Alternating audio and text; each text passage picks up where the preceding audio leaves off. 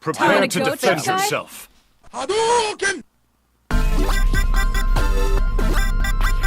Hey everyone, it's NerdPhil, and today we'll be discussing some cards that you can get right now to stop the potential heavy Planeswalker meta that is to come. Now, some of these cards are pretty cheap, but they're already going up in price, but I'll also be discussing other cards that everyone seems to be forgetting about. Creatures that do direct damage or ETB effects against Planeswalkers. Now, these creatures will do direct damage against Planeswalkers when they hit the field or get rid of them altogether. So these are cards that you should definitely consider playing if you're running these colors. Chino Pyromancer and Goblin Chain Whirler. Now, these creatures are great in a red deck because they're low on the curve, and if they stick around for longer, then they're even better. Red decks will be happy to know that they don't have to change their decks at all. If you're in Gruul, consider playing these guys. Deputy of Detention. Now, Azorius Aggro will be happy to keep this card. It gets rid of the most problematic Planeswalker, and it defends pretty decently.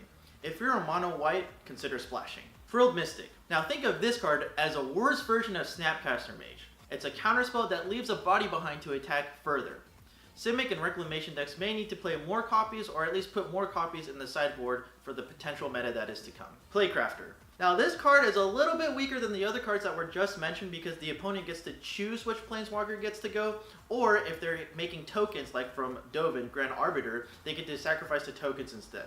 Golgari and Sultai decks may need to put this card back in the sideboard for the potential meta. Spells that get rid of Planeswalkers completely. Now these cards immediately answers Planeswalkers, so it can get you ahead of the Super Friends really quickly. Vraska's Contempt. This card has been good and will continue to be good again.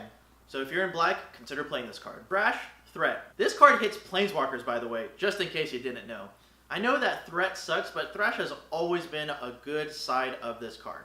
Gruul decks will be happy to play this card even more so now. Ixalan's Binding. Now chances are a Super Friends deck won't be playing more than 3 copies of a single Planeswalker unless it's really, really good. So this card for 4 mana is still a pretty good effect though. It also gets rid of other problematic cards, so definitely play this card if you're in white. Conclave Tribunal. Now tokens will be really happy to play this card, and if you're not in tokens, definitely play this card. This card is better than Ixalan's Binding in certain situations because you can play it potentially earlier to get rid of a Planeswalker. Assassin's Trophy. Now this card was speculated to be a really good card, and then it got pushed to the sideboard, and then it got pushed out of existence. Sultai and Golgari decks will now have a solid reason to play this card.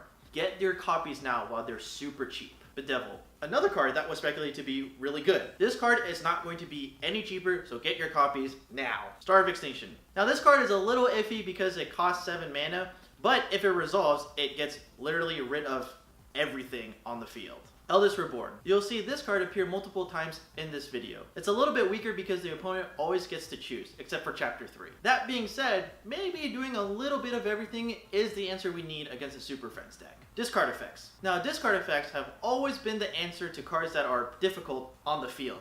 Carney T and Crassus, for example.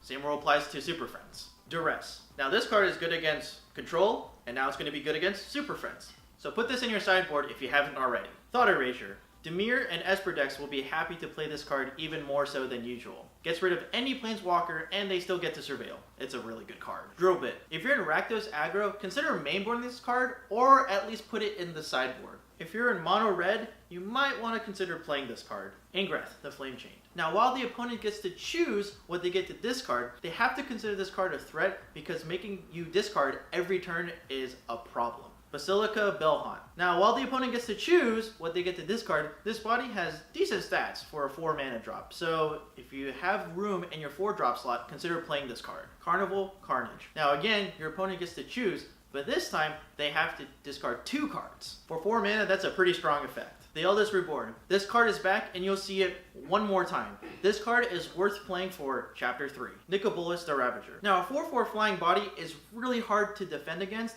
and again, it makes the opponent discard, so it's definitely a good card. Steal the Planeswalkers. Look, if you can't beat the deck, just take it. Not physically. Don't physically take the deck. In Bolus's Clutches. Now 6 mana for this card is a little bit pricey, but if this resolves, you get to steal their best Planeswalker for yourself. Mass Manipulation. Let's steal all their Planeswalkers. This card is super cheap, by the way, so get them. Mnemonic Betrayal. Okay, look, I'm not going to pretend this card is amazing, because it's not. You have to ensure that the Planeswalkers are in the graveyard, pay for this card, and then you have to pay for those Planeswalkers' cost. But if you're looking up to put up a fight and you're more on the budget deck, I would consider playing this card, Thief of Sanity. Now this card is really good against Super Friends because even if Thief of Sanity dies, you get to cast those Super Friends that you just stole. Now I know it's left up to random chance, but it's still worth it in my book to play. The Eldest Reborn. Now like Mnemonic Betrayal, you have to ensure that at least one Planeswalker is in the graveyard. But this time you don't have to pay for the CMC cost. If you haven't figured it out already, it's probably worth it to play the Eldest Reborn if you're in black. Other cards to consider. Immortal Sun. Now this card jumped in price because now Super Friends is a legit thing in Standard. But I wouldn't be surprised if Super Friends starts mainboarding Artifact and enchantment removal. I think they're more than ready to expect it. That being said, I would wait for this card to jump down in price just a little bit before you act on fear rather than patience. Sorcerer's Spyglass. Now this card is cheaper to cast than Immortal Sun, but it only stops one Planeswalker. Again, I'm pretty sure that Super Friends is going to start mainboarding Artifact and enchantment removal, but this is still a pretty decent card to play, and I don't think it's going to get any cheaper, so I'd probably get your copies now. Unmoored Ego.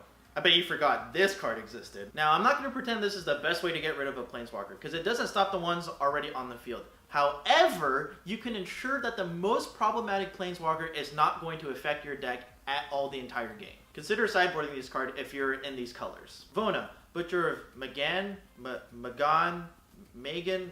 Anyone know how to pronounce that? Now look, I'm not going to pretend this card is the answer to all Planeswalkers. There's a lot of stipulations that comes with this card. It has to resolve, you have to pay life, and it only works on your turn. But if you're in a Vampire deck, this card might be worth sideboarding at this point. Vraska, Golgari Queen. Now, I have a strong speculation that Planeswalkers with CMC 3 or less are going to start making an appearance in War of the Spark, so that's a really good reason to play this card. Golgari and Sultai decks may want to put this card back in the sideboard at the very least. I hope this video helped you prepare for the shift that is to come when War of the Spark arrives. If you've already invested in these cards, or you're going to invest in these cards, let me know in the comments down below. Thank you guys for your tremendous support. The last video did fantastic. The last Magic one, that is, did fantastic. I'll be releasing Magic videos related to War of the Spark every other week to help you prepare for pre-release and draft as well. Go ahead and check out my last video somewhere over here. It's gonna be here, I promise, on 5 casual board games that you can bring to a party. Like, comment, subscribe if you think this video helped you out, and again, if you think I'm gonna be a bigger help, definitely consider subscribing. I'll see you next time for your NerdPhil.